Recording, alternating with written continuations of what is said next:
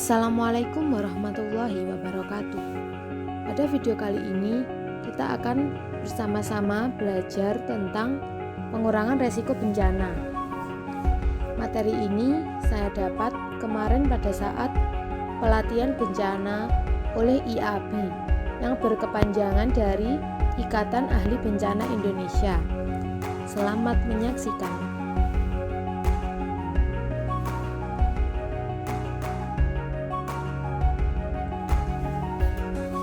Pendahuluan. Indonesia berada di daerah rawan bencana yang dapat dimanfaatkan sebagai laboratorium untuk menghasilkan tenaga ahli teknologi kebencanaan. Jumlah kejadian dan korban bencana semakin meningkat dan kompleks setiap tahunnya. Pada Undang-Undang Nomor 24 Tahun 2007 sebagai kerangka sistem PB di Indonesia yang mengutamakan pengurangan risiko bencana. Lalu diperlukan komitmen yang kuat untuk membangun dan menjalankan sistem PB. Lalu, seberapa besar sih kerentanan negara Indonesia terhadap risiko bencana? Berikut adalah peta potensi ancaman bencana yang berada di Indonesia. Bencana dikelompokkan menjadi 3, yaitu bencana alam, bencana non-alam, dan bencana sosial. Negara Indonesia termasuk ke dalam negara yang berpotensi tinggi terhadap bencana, karena termasuk ke dalam kepulauan yang berada di dalam zona tektonik, serta Indonesia memiliki deretan gunung api aktif yang menyebabkan wilayah ini sangat rawan bahaya goncangan gempa bumi, aktivitas dari patahan, letusan gunung api, dan juga tsunami.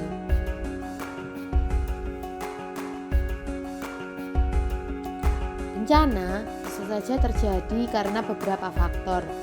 Misalnya saja, perubahan curah hujan berpotensi menyebabkan banjir dan erosi. Lalu, kenaikan muka air laut berpotensi menyebabkan banjir dan hilangnya pulau-pulau kecil. Selain itu, pemanasan suhu air laut juga berpotensi pada peningkatan kejadian gelombang laut yang abnormal. Lalu yang selanjutnya, kita akan membahas tentang konsepsi bencana. Apa kalian tahu apa itu konsepsi bencana? Pada dasarnya, bencana dapat dijadikan menjadi 3 unsur, yaitu bahaya atau ancaman, kerentanan, pemicu kejadian. Bahaya jika bertemu dengan kerentanan dan ketidakmampuan masyarakat akan menjadi resiko bencana. Resiko bencana akan berubah menjadi bencana jika ada pemicu kejadian, sehingga digambarkan sebagai berikut, bisa dilihat.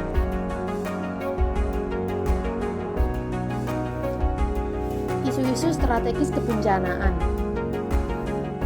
Selanjutnya, kolaborasi pentahelix dengan menambahkan unsur akademisi dan media. Belakangan muncul gagasan konsep hexahelix dengan menambahkan unsur affected communities.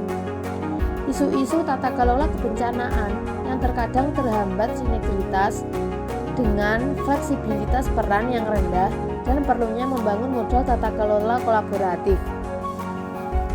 Isu-isu kapasitas lokal masih perlu mendapat atensi yang lebih secara substantif dengan menggandeng berbagai pihak, termasuk melibatkan perguruan tinggi tingkat daerah maupun lokal.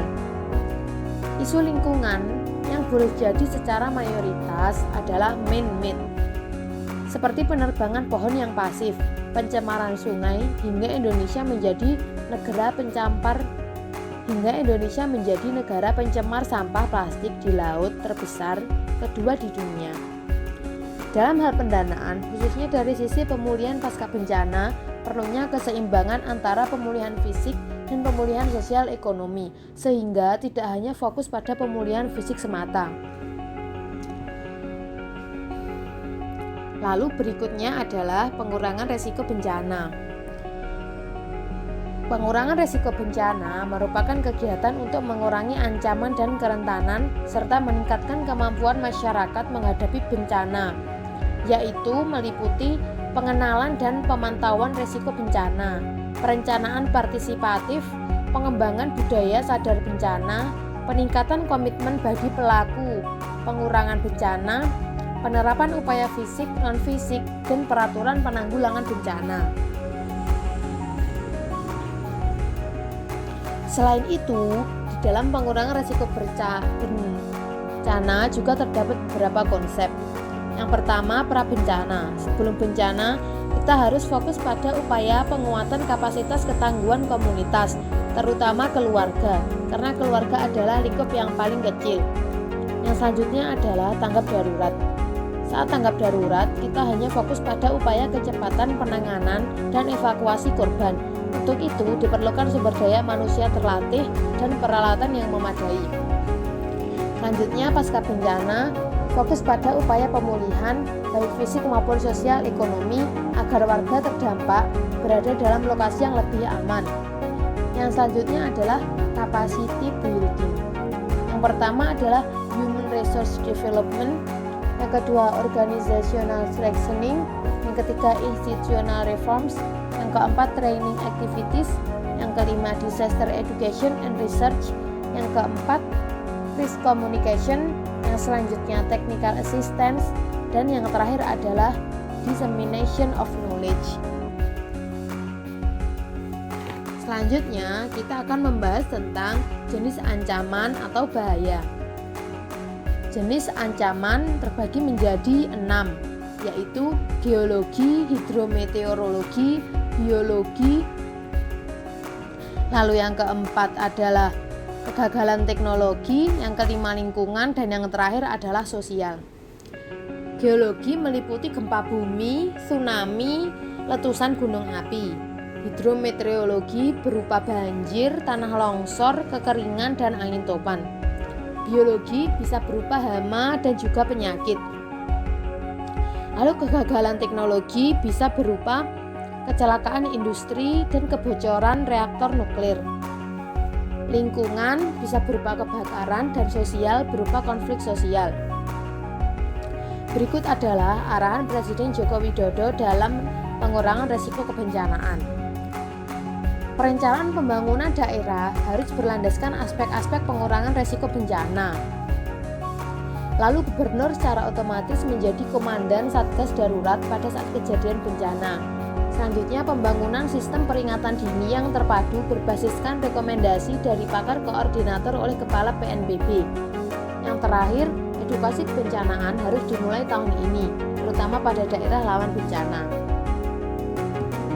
Terima kasih atas perhatiannya. Apabila ada kurang dan lebihnya, semoga tetap bisa menjadi manfaat bagi kalian yang telah mendengarkan video ini hingga habis. Terima kasih.